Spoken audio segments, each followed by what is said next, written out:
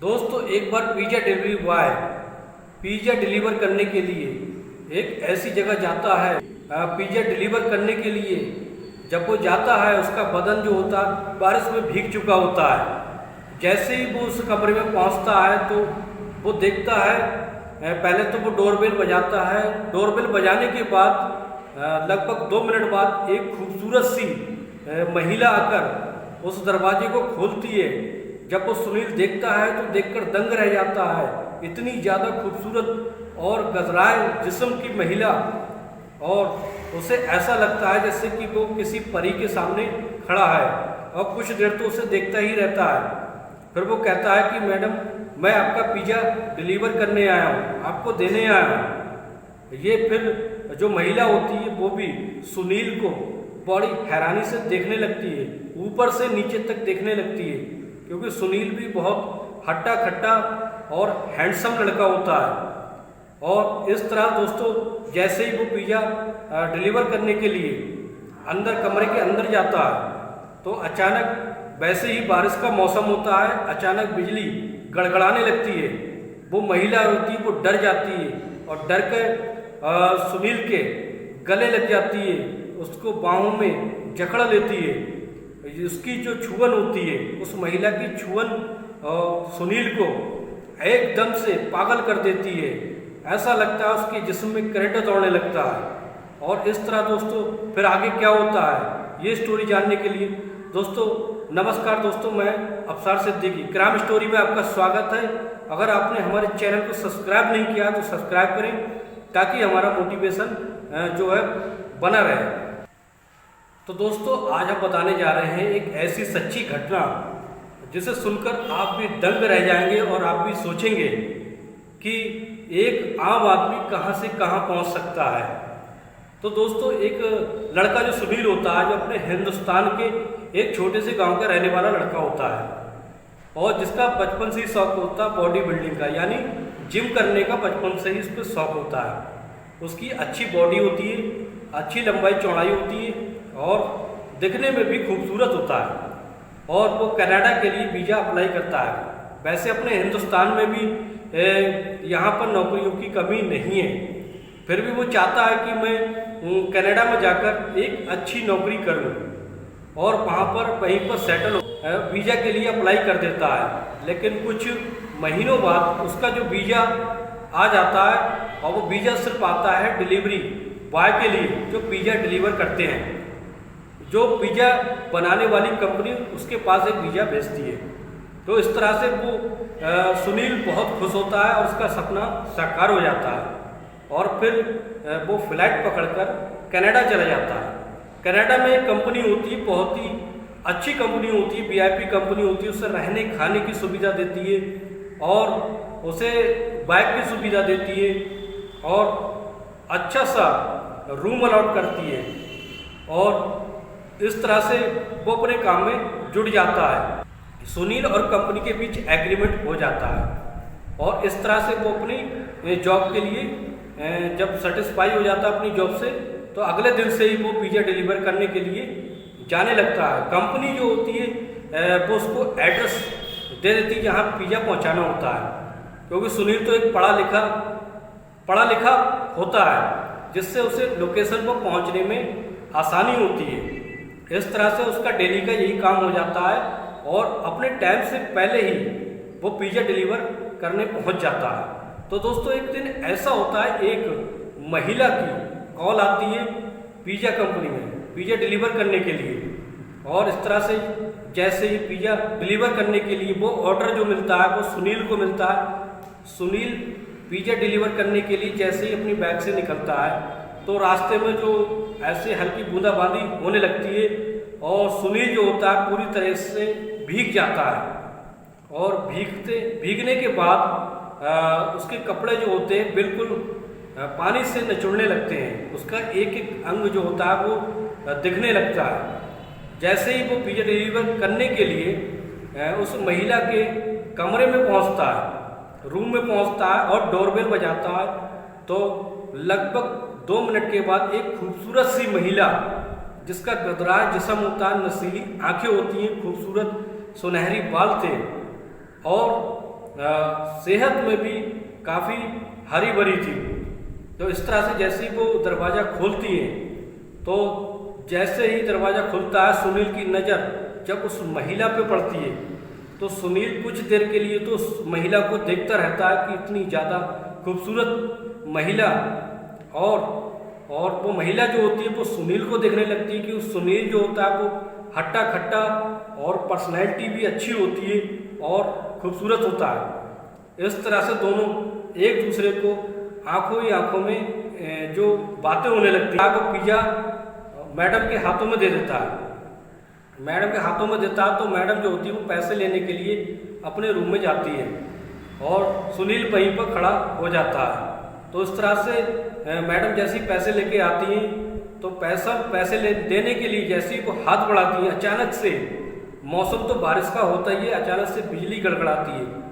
बिजली के गड़गड़ाने से वो महिला जो डर जाती है, बिजली के गड़गड़ाने से महिला डर जाती है। अचानक से उसको सुनील को अपनी बाहों में जकड़ लेती है डर के मारे, क्योंकि बिजली की कड़कड़ाहट इतनी ज़्यादा तेज होती है। और इस तरह से वो अपनी बाहों में जकड़ लेती है।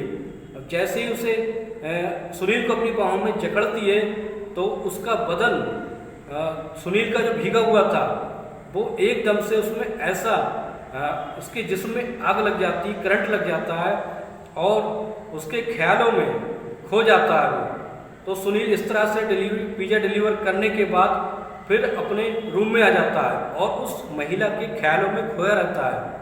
और जब वो सोने की कोशिश करता है तो उसके मन में यही ख्याल आते हैं कि जो महिला होती है इतनी खूबसूरत महिला थी और वो उसके साथ संबंध बनाने की सोचने लगता है।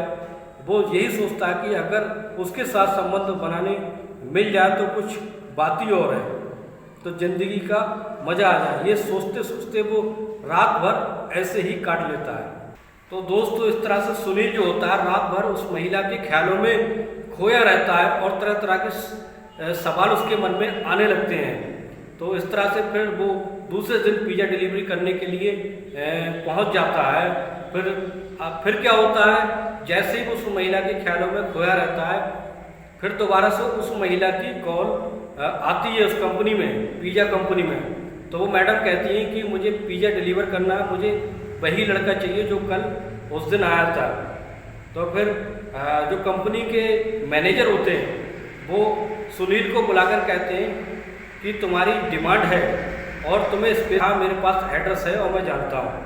तो इस तरह से सुनील के मन में जो सवाल चल रहे थे उसके ख्यालों में खोया हुआ था, वो सोचने लगता है कहीं कोई बात है जो मैडम ने फिर से मुझे बुलाया है। इस तरह से पिज़्ज़ा लेकर जैसे ही वो मैडम के रूम में पहुँचता है, इस बार सीधा घर के अंदर चला जाता है, रूम के अंदर चला जाता है और फिर मैडम को देखता है। मैडम सज धज के और जो नहा धो के खड़ी होती हैं और इस तरह से वो चारों तरफ घर के नज़रें घुमाने लगता है और वो ये सोचता है कि घर में तो मैडम अकेली ही रहती हैं, कोई और नहीं है।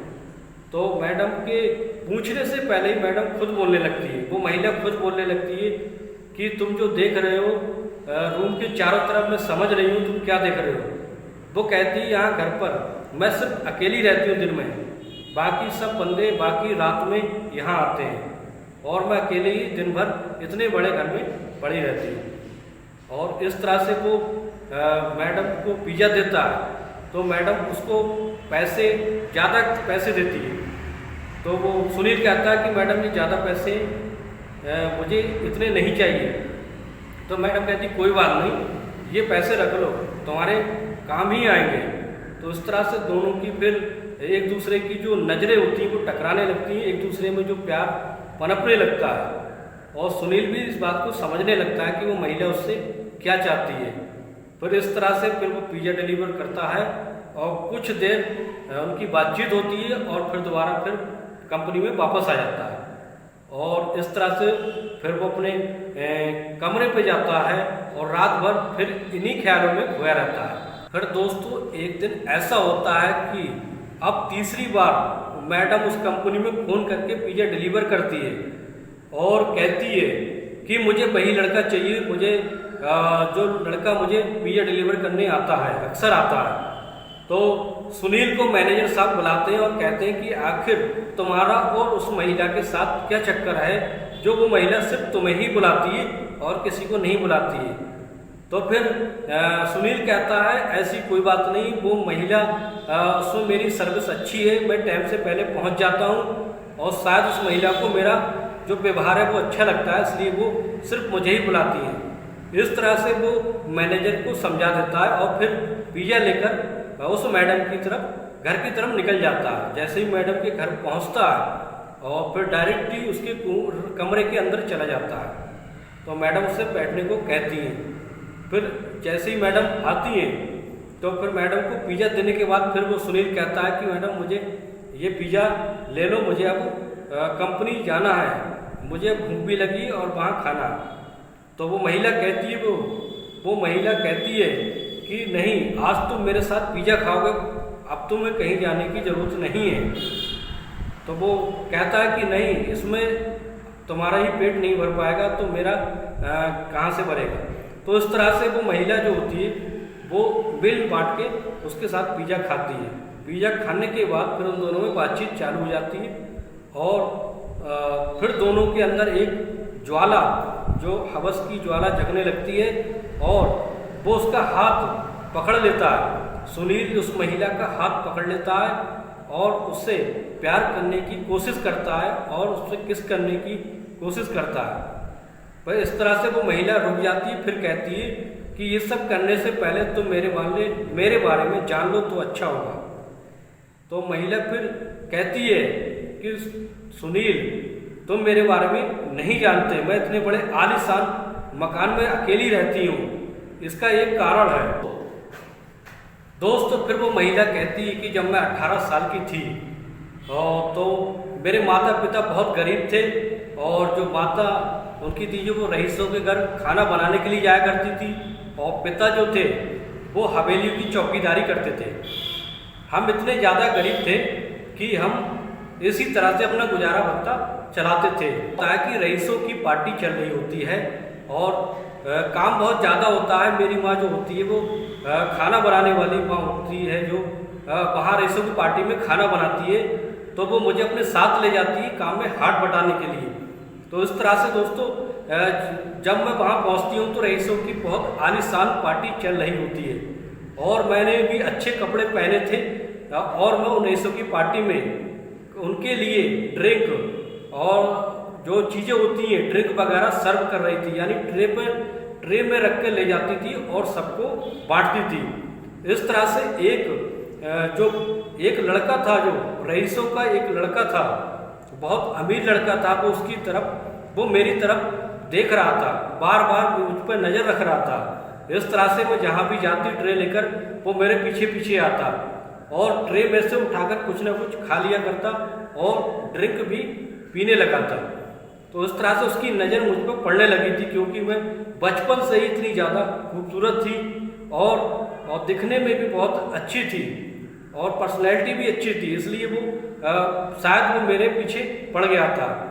जब पार्टी ख़त्म हो जाती है तो वो अमीर लड़का मेरे माता पिता के पास आकर कहता है कि मैं आपकी लड़की को चाहता हूँ, वो मुझे पसंद है, मैं उससे शादी करना चाहता हूँ और मैं इसे बहुत ही खुश रखूँगा।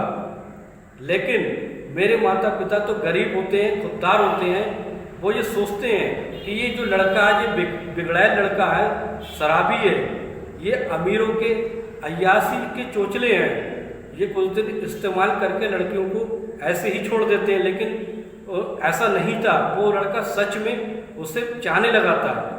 तो इस तरह से फिर वो जो लड़का होता है अमीर मेरे माता पिता से पूछता है कि मैं आपकी लड़की से शादी करना चाहता हूँ। तो मेरे माता पिता उससे ये कहते हैं कि हम सोच समझकर जवाब देंगे। लेकिन दूसरे दिन वो मेरे माता पिता निर्णय करके ये बताते हैं कि वो लड़का अय्यास है और साथ ही शौक में अपने ये सब कह रहा था, अय्यासी करने के लिए ये सब बोल रहा था। तो दूसरे दिन जब वो लड़का जवाब लेने के लिए आता है तो मेरे माता पिता उसको मना कर देते हैं कि नहीं, हम गरीब आदमी हैं, हम अमीर आदमी की यहाँ हमारा तुम्हारा कोई मेल नहीं है। लड़का उसके दिल पर चोट लग जाती है और वो गुस्सा होकर वहाँ से चला जाता है। लेकिन दोस्तों अगले दिन ऐसा होता है कि वो मुझे अगवा कर लेता है और अपने फार्म हाउस पर ले जाता है। अगले दिन अगवा करके फार्म हाउस पर ले जाता है और फिर जैसे ही शाम को शराब पीकर आता है तो मेरे साथ जो है वो बलात्कार करता है, पूरी रात बलात्कार करता है जब तक उसका मन नहीं भर जाता। तो दोस्तों इस तरह से मैं वहाँ बुरी जिंदगी काट रही थी। दोस्तों फिर दूसरा दिन होता है, तीसरा दिन होता है, ऐसे ही रोज वो शराब पीकर आता और मेरे साथ अत्याचार करता और जिस्म को सुबह तक नोचता रहता जब तक उसका मन नहीं भर जाता। दोस्तों फिर इस तरह से लगभग 10 से 15 दिन का दिन गुजर जाता है और मेरी स्थिति बहुत ज़्यादा नाजुक हो चुकी थी। इस तरह फिर जब अगले दिन वो लड़का आता है तो मैं सोच लेती हूँ कि मेरी ज़िंदगी तो यहीं कटेगी, इससे हो ना हो मैं इससे शादी कर लूँ। तो मैंने सोचा कि इससे क्यों ना मैं शादी का प्रस्ताव रखूँ। जैसे ही वो लड़का मेरे पास शराब पी के आता तो मैं कहती हूँ कि ऐसा है कि तुम रोज़ रोज़ ये सब पाप कर रहे हो, ये सब गलत है, तुम मुझसे शादी क्यों नहीं कर लेते और मैं तुमसे शादी करने के लिए तैयार हूँ। इस ज़िंदगी से अच्छा तो मैं तुमसे शादी कर लूँ और तुम्हारे साथ रहूँ।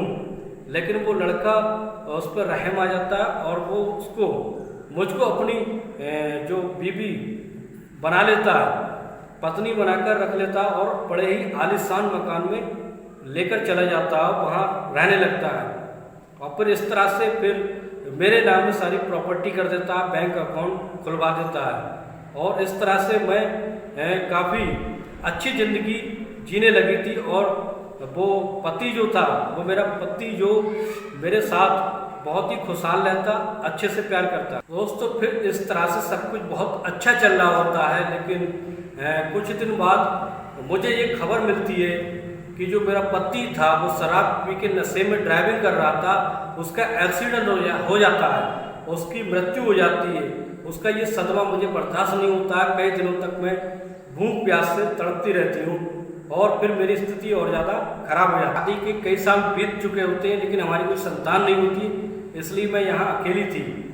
जब मैं अकेली पड़ गई पति के मरने के बाद, जब मैं अपने माता पिता के पास जाती हूँ तो माता पिता को ढूंढने की कोशिश करती हूँ, पहले वाले एड्रेस पर वो नहीं रहते। जब वो कहीं और जाते किसी तरह जब मैं उसे उन्हें ढूंढ लेती हूँ तो फिर वो माता पिता कहते हैं कि तुम यहाँ से चली जाओ, क्योंकि अगर तुम यहाँ रहोगी तुम्हारी जो छोटी बहनें उन पर फ़र्क पड़ेगा। क्योंकि गांव वाले कहते हैं, मोहल्ले वाले कहते हैं कि तुम किसी लड़के के साथ भाग गई थी, अपनी ज़िंदगी काट रही हो। फिर मैं वहाँ से भी निराश होकर अपने ही इस महल में आ जाती हूँ और इस तरह से मेरी ज़िंदगी कटने लगती है। और मैं यही सोच रही थी कि कोई अच्छा सा लड़का मुझे मिल जाए जिससे मैं अपनी प्यास बुझा सकूं या शादी कोई कर सके। तो जब मैंने आज तुम्हें देखा तो मेरे मन में वही वासना और वही जो वासना डूब चुकी थी वो वासना जाग गई थी। तो दोस्तों इस तरह से फिर मेरे मन में जो काम वासना जो ख़त्म हो चुकी थी वो तुम्हें देखकर जाग गई, क्योंकि तुम मुझे पसंद हो और मैं चाहती हूँ कि तुम मुझसे शादी कर लो और यहीं सेटल हो जाए। ये सब कुछ आलीशान मकान ये सब तुम्हारा होगा। तो फिर जो सुनील होता है वो सोचने पर मजबूर हो जाता है और फिर कुछ देर बाद सोचने के बाद फिर वो हाँ कह देता है कि जिसका वो चाहता था कि वो कनाडा में रहकर एक अच्छी सी फैमिली में शादी कर ले और वहीं सेटल हो जाए।